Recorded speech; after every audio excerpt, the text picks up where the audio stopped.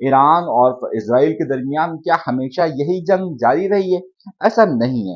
اگر ہم اسرائیل کی پرانی کتابوں اور خاص طور پہ بائبلز کو اگر غور سے دیکھیں تو اس کے عزرا ایڈیشن کے اندر ایران یعنی کہ تاریخ میں 2000 سال پیچھے بھی جائیں تو ان کی مقدس کتابوں کے اندر ایران کے بادشاہوں اور ایران کی سلطنت کی بڑی تعریفیں کی گئی ہیں۔ یہی وجہ ہے کہ عام طور پر یہ کہا جاتا ہے کہ ایک بہت ہی اہم بادشاہ، خاص طور پہ جب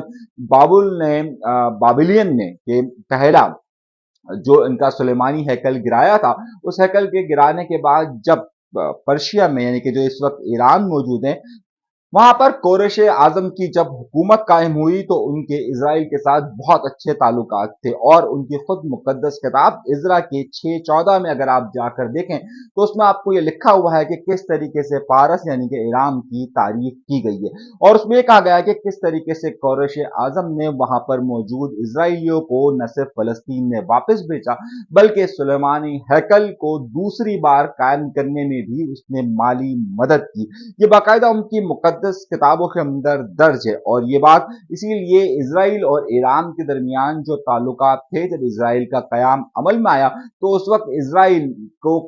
تسلیم کرنے والی جو دوسری مسلم ریاست یعنی ترکی کے بعد جو دوسری مسلم ریاست تھی وہ ایران تھی، کہ جس نے اسرائیل کو